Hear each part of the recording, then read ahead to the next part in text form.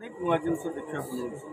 ଚଳିତ ବର୍ଷ ନିର୍ବାଚନରେ ଦଳ ବଦଳ ହଉ ବା ଚଳିତ ବର୍ଷ ନିର୍ବାଚନରେ ଗୋଷ୍ଠୀ କନ୍ଦଳ ହଉ, ଚଳିତ ନିର୍ବାଚନରେ ବିଦ୍ରୋହ ହଉ, ଚଳିତ ନିର୍ବାଚନରେ ପ୍ରାର୍ଥୀଙ୍କର ଟିକଟ ଅଦଳ ବଦଳ ହଉ, ଟିକଟ କାଟିକି ନୂଆ ପ୍ରାର୍ଥୀଙ୍କୁ ଟିକଟ ଦେବା ହଉ, ଏଇଟା ସବୁ ଦଳରେ ଚାଲିଛି। ବିଜୁ ଜନତା ଦଳରେ ହେଇଛି, ବିଜେପିରେ ହେଇଛି, କଂଗ୍ରେସରେ ବି ହେଇଛି। କଂଗ୍ରେସ ମଧ୍ୟ ଗୋଟେ ପର୍ଯ୍ୟାୟରେ 5 ଜଣ ପ୍ରାର୍ଥୀଙ୍କର ଟିକଟ ବଦଳେଇଛି। ତେଣୁ ଏଇଟା ସବୁ ଦଳରେ ଏ ବର୍ଷ ସମସ୍ତେ ବୋଧହୁଏ ଏହି ନିର୍ବାଚନକୁ ସମ୍ମାନର ପ୍ରଶ୍ନ ଭାବେ ଗ୍ରହଣ କରୁଛନ୍ତି।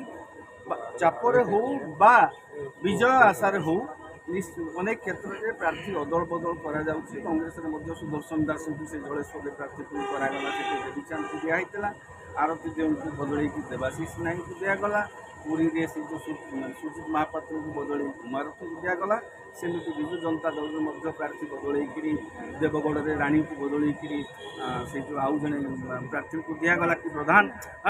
ସେମିତି ବିଜୁ ଭାରତୀୟ ଜନତା ପାର୍ଟିରେ ଏଇ ଯେଉଁ ଘଟଣାଟି ଘଟିଛି ରାଜୁ ଦାସଙ୍କ କ୍ଷେତ୍ରରେ, ରାଜୁ ଦାସ ଗତ ଥର ଧାମନଗର ନିର୍ବାଚନରେ ସ୍ୱାଧୀନ ପ୍ରାର୍ଥୀ ଭାବରେ ଅବତୀର୍ଣ୍ଣ ହୋଇଥିଲେ। ସ୍ୱାଧୀନ ପ୍ରାର୍ଥୀ ଭାବେ ଅବତୀର୍ଣ୍ଣ ହେଲା ପରେ ପରବର୍ତ୍ତୀ ପର୍ଯ୍ୟାୟରେ ସେ ଭାରତୀୟ ଜନତା ପାର୍ଟିରେ ଯୋଗ ଦେଇଥିଲେ। ଧାମନଗର ଯେହେତୁ ନିଜେ ଯିଏ ଜିତିଥିଲେ ସିଏ ଲଢ଼ୁଛନ୍ତି, ଷ୍ଟାଣ୍ଡିଂ ବିଧାୟକ ଅଛନ୍ତି, ତେଣୁ ତାଙ୍କୁ ଦଳ ସ୍ୱରରେ ଆଡ଼ଜଷ୍ଟ କରିଥିଲା।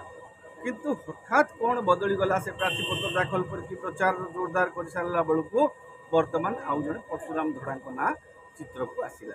ପରଶୁରାମ ଧଡ଼ା ବର୍ତ୍ତମାନ ନାମାଙ୍କନ ପତ୍ର ଦାଖଲ କଲେ। ତେଣୁ ଏଇ ଯେଉଁ କନଫ୍ୟୁଜନଟା ଭୋଟରଙ୍କ ଭିତରେ ଗୋଟେ କନଫ୍ୟୁଜନ ସୃଷ୍ଟି କରିବ, ଆମ ଦଳର ପ୍ରାର୍ଥୀ କିଏ।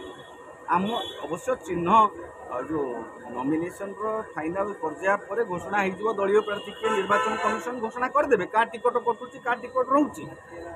କିନ୍ତୁ ସେ ପର୍ଯ୍ୟନ୍ତ ଦଳୀୟ କର୍ମୀମାନେ ଦ୍ୱନ୍ଦ୍ୱରେ ରାଜୁ ଦାସ ପ୍ରାର୍ଥୀ ନା ପରଶୁରାମ ଧଡ଼ା ପ୍ରାର୍ଥୀ। ତେଣୁ ଏଭଳି ଶେଷ ମୁହୂର୍ତ୍ତରେ ଏଭଳି ଯେଉଁ ଦ୍ୱନ୍ଦ୍ୱ ଦଳମାନେ ଆଭଏଡ଼ କରିବା କଥା। କିନ୍ତୁ ଯେହେତୁ ତାଙ୍କର ଗୋଟେ ବାଧ୍ୟବାଧକତା ଥିବ, ତେଣୁ ସେ ପରଶୁରାମ ଧଡ଼ାଙ୍କୁ ସେଇଠୁ ପ୍ରାର୍ଥୀ କରିଛନ୍ତି। ଆଉ ଦ୍ୱିତୀୟତଃ ରାଜୁ ଦାସଙ୍କର ଅବସ୍ଥା ବର୍ତ୍ତମାନ ଶିଶୁପାଳ ହେଲେ। ରାଜୁ ଦାସ ଆଉ ସ୍ୱାଧୀନ ଭାବରେ ଲଢ଼ିବେ କି ନାହିଁ, ଯେହେତୁ ସେ ଦଳୀୟ ପ୍ରାର୍ଥୀ ଭାବେ ନାମାଙ୍କନ ପତ୍ର ଦାଖଲ କରିଛନ୍ତି।